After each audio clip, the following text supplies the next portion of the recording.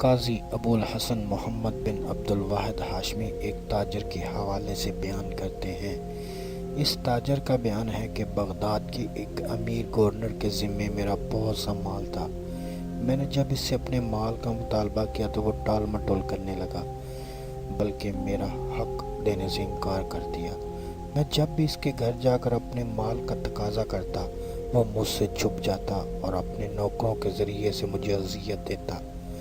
میں جب عاجز آ گیا تو اس مقدمے کو آگے بڑھایا اور جا کر وزیر کے پاس شکوہ کیا، مگر میری شکایت صد بسرا ثابت ہوئی۔ میں نے حکومت کے دیگر حکام عمرا کا دروازہ بھی کھٹکھٹایا، مگر وہاں بھی میری شکایت نکار خانے میں طوطی کی آواز ثابت ہوئی۔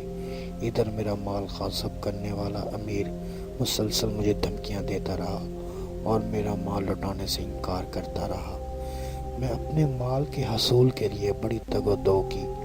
جہاں جہاں اور جن سے مجھے امید تھی یا امید دلائی گئی، میں وہاں شکایت لے کر پہنچا، مگر میری تمام تر کوششیں لا حاصل رہیں۔ غرض میں مایوس ہو کر بیٹھ گیا اور اپنے دل کو یہ کہہ کر مطمئن کر لیا کہ اب اپنے مال کی واپسی کی امید رکھنا فضول ہے اور وقت کا ضیاع ہے۔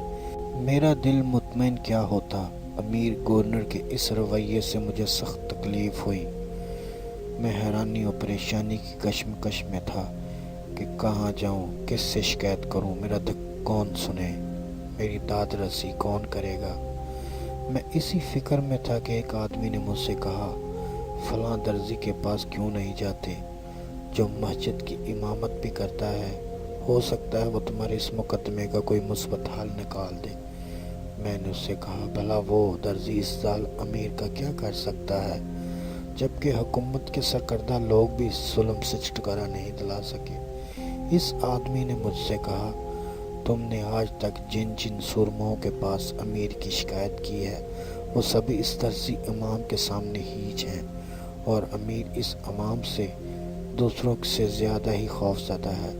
تم اسی امام کے پاس جا کر اپنا مقدمہ پیش کرو، ممکن ہے کوئی حل نکل آئے۔ چنانچہ میں نے اس آدمی کا مشورہ مان کر اس درزی امام کی خدمت میں جانے کا فیصلہ کر لیا، جس کی اس نشاندہی کی تھی۔ امام کے پاس پہنچ کر میں نے اپنا مدعا اور اپنی حاجت بیان کی، اور اس سلسلے میں جو ظلم و ستم مجھ پر ہوا تھا اس کا بھی تذکرہ کیا۔ میری بات امام نے غور سے سنی اور مجھے لے کر اس ظالم امیر کے پاس پہنچا۔ امیر اسے دیکھتے ہی اس کے استقبال کو اٹھ کھڑا ہوا اور انتہائی عزت و احترام کے ساتھ پیش آیا۔ درزی امام نے امیر سے صرف اتنا ہی کہا، اس آدمی کا حق دے دو ورنہ میں ابھی اذان دے دوں گا۔ اتنا سننا تک امیر کا رنگ بدل گیا، اس پر کپ کپی طاری ہو گئی، خوف دہشت کے آثار اس کے چہرے سے نمایاں ہو گئے۔ اس نے بلا چون و چرا میرا پورا مال واپس لا کر دے دیا۔ ٹال مٹول یا پس و پیش کی ذرا سے بھی نوبت نہیں آئی۔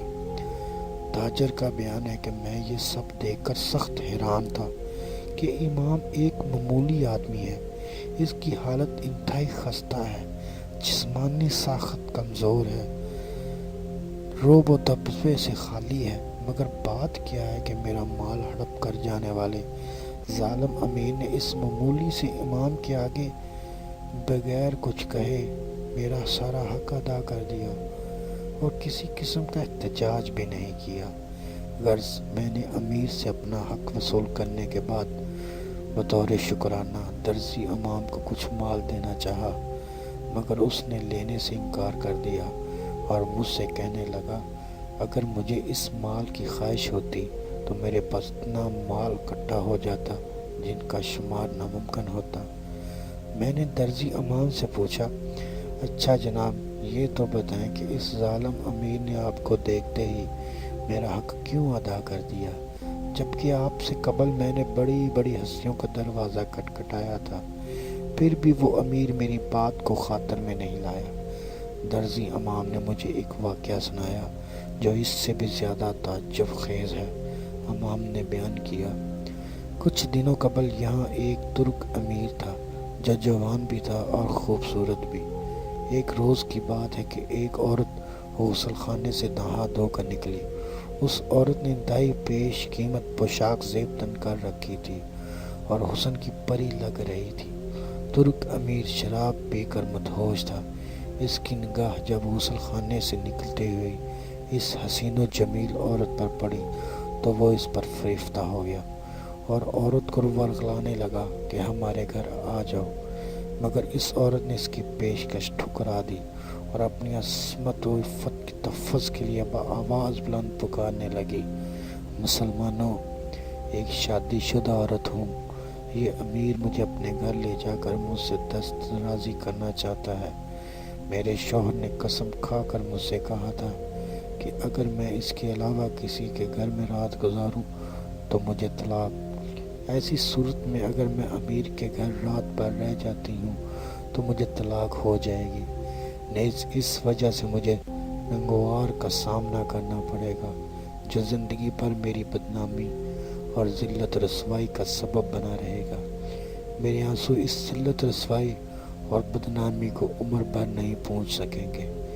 امام نے آگے بیان فرمایا، عورت چیختی رہی، چلاتی رہی، مگر کسی نے بھی اس کی آواز پر لبیک کہنے کی جرت نہ کی۔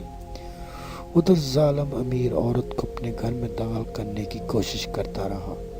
میں نے عورت کے ساتھ ترک امیر کا ظلم دیکھا تو میری غیرت جاگ اٹھی اور میں نے اس عورت کے ظالم کے شکنجے سے چھڑانے کی ٹھان لی۔ میں امیر کے پاس پہنچا اور اس کی سرزنش کرنے لگا کہ عورت کو چھوڑ دو تاکہ وہ اپنے گھر جائے۔ اس ظالم نے میری ایک نہ سنی اور اپنی لاٹھی سے میرا سر پھوڑ دیا، اور اس دوران میں وہ اس عورت کو مغلوب کر کے اپنے گھر کے اندر لے جانے کا میں کامیاب ہو گیا۔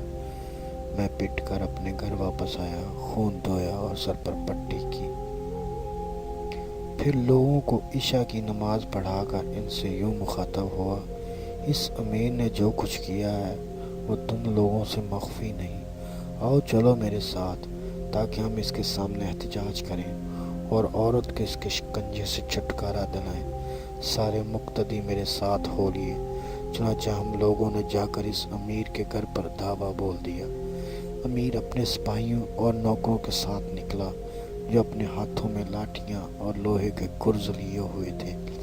پھر انہوں نے ہم لوگوں کو ایک طرف سے مارنا شروع کر دیا۔ امیر نے خاص طور سے مجھے گھیر لیا اور بہت مارا، حتیٰ کہ میں لہو لہان ہو گیا۔ ہمیں وہاں سے دھکے دے کر نکالا گیا۔ یہ ہماری ذلت اور رسوائی کی انتہا تھی۔